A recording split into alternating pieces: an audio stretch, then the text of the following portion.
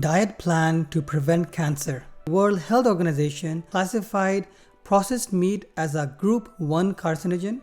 Is it possible to have a diet plan which prevents the development of cancer? Welcome to Intermittent Fasting Doctor.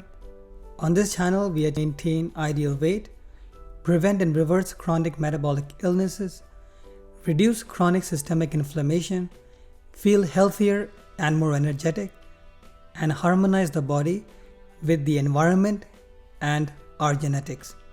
Various studies have been done on the association of our lifestyle and diet and cancer, and we will explore these on the channel today and also discuss concrete steps that you can implement today to reduce your risk of cancer. Please remember to watch the video in full and share this video with those that you care about. The Adventist Health Study 2 was a large prospective North American cohort trial including over 96,000 Seventh-day Adventist men and women, recruited in 2002 and followed up till 2007. This study sought to check for associations between their dietary patterns and the risk of colon cancer and rectal cancer. After a 7.3-year follow-up, it was demonstrated that vegetarian diet was associated with a reduced risk of colon cancer.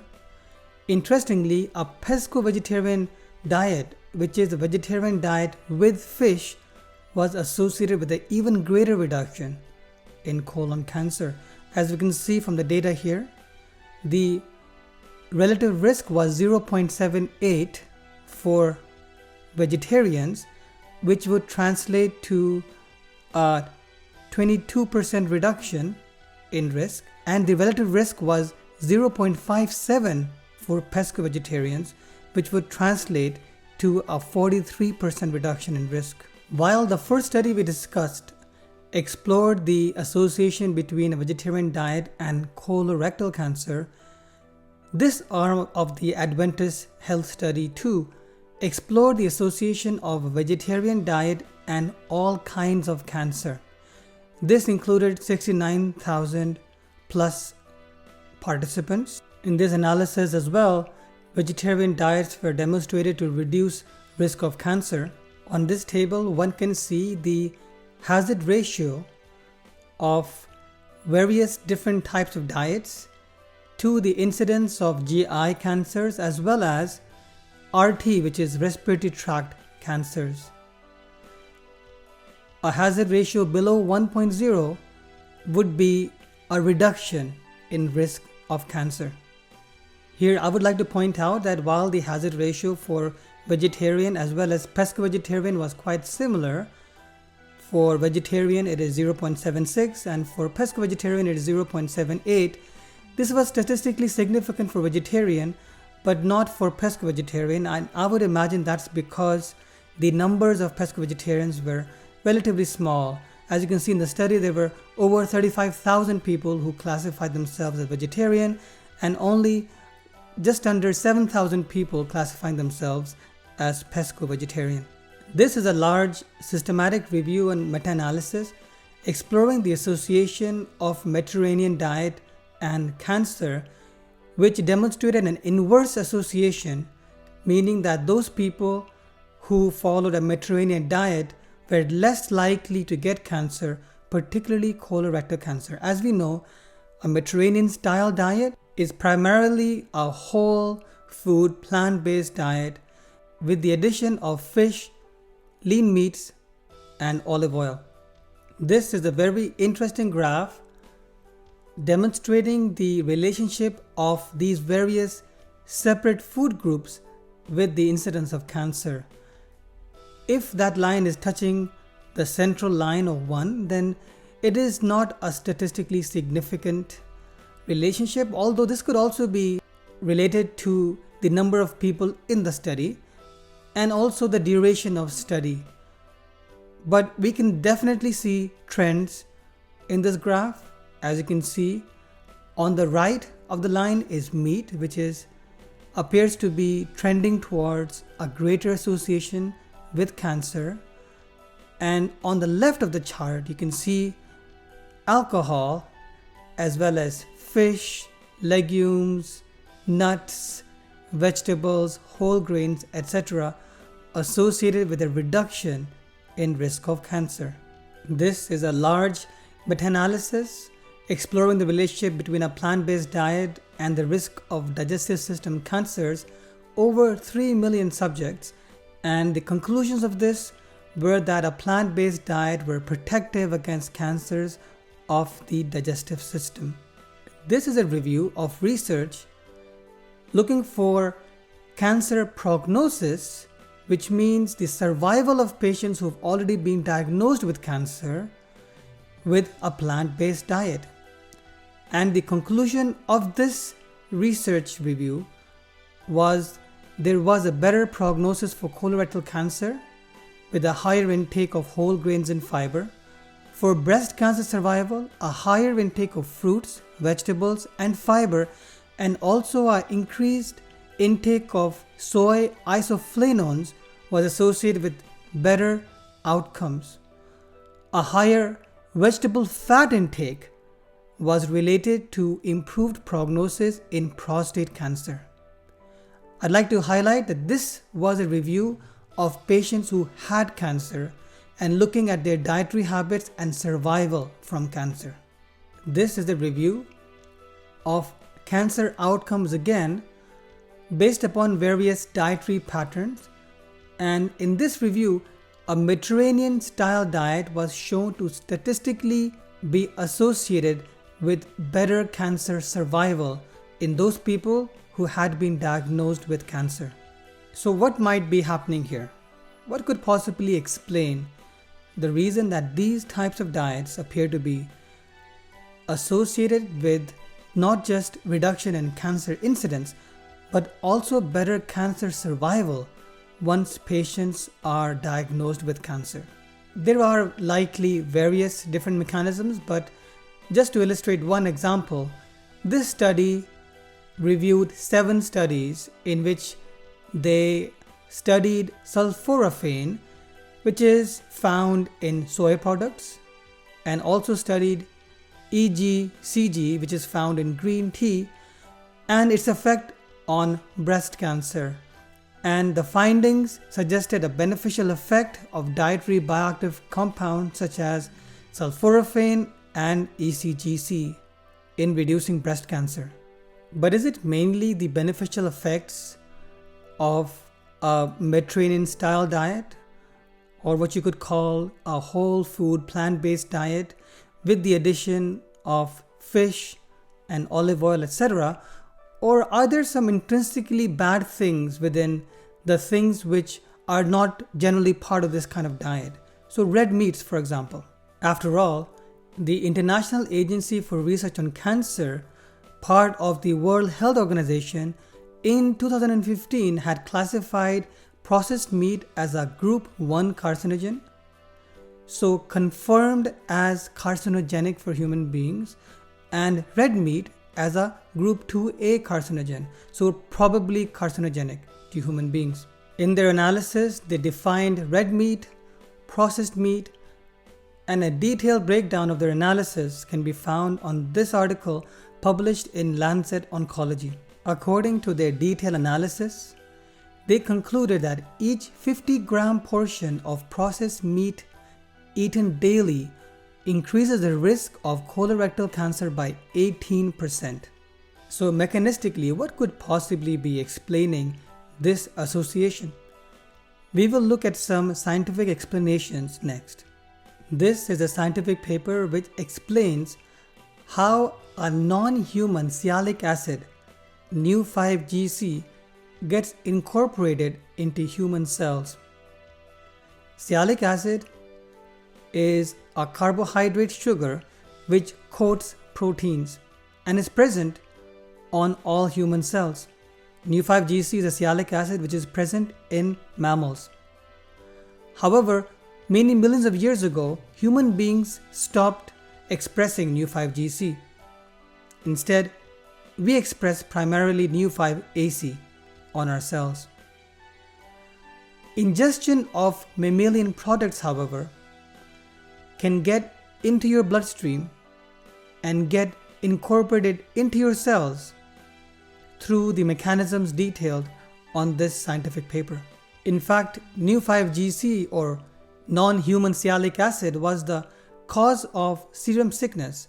If the serum from a mammal was infused into a human being, that would cause an antibody response, a kind of rejection sickness, which was called serum sickness or xenosialitis.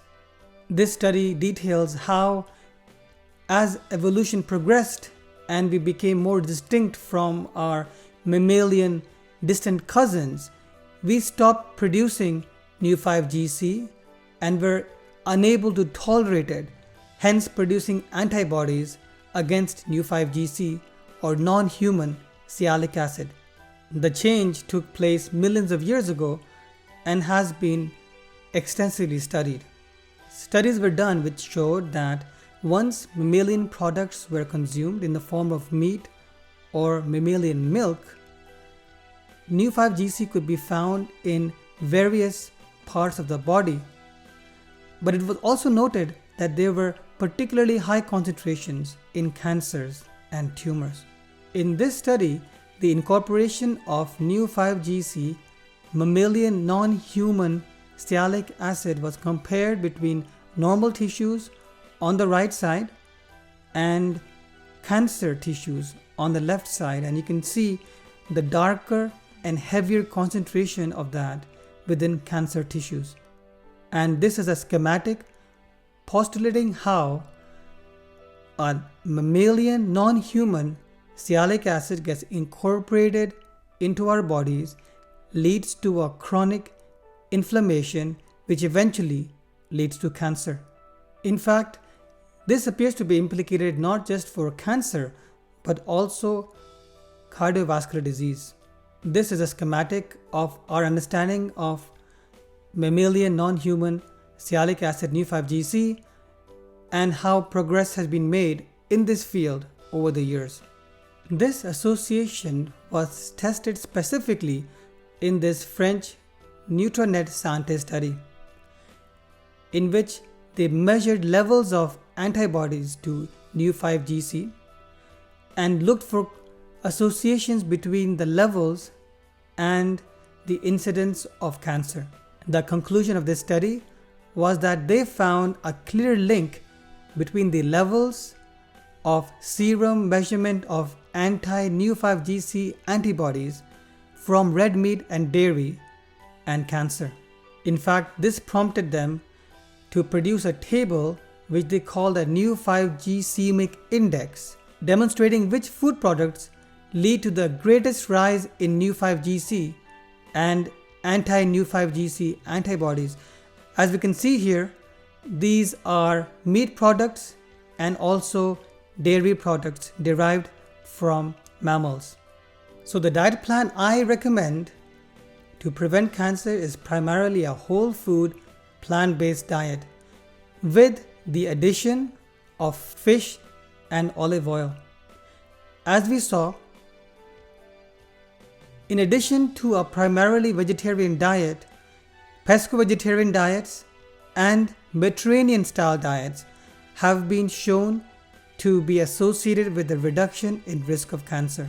As we saw in a previous study, increased intake of healthy fats that you would get from fish, avocados, olive oil have been associated with a reduction in prostate cancer risk.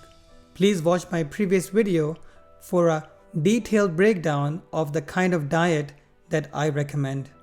But is there anything else you could do? In addition to a whole food, plant-based diet with fish, olive oil, avocados, etc., avoiding red meat, as well as mammalian protein derived from dairy products, what else could you possibly do to reduce your risk of cancer? In this study, subjects had to do intermittent fasting for 4 weeks, and their anti-cancer serum protein responses and metabolic syndrome parameters were measured at the end of those 4 weeks.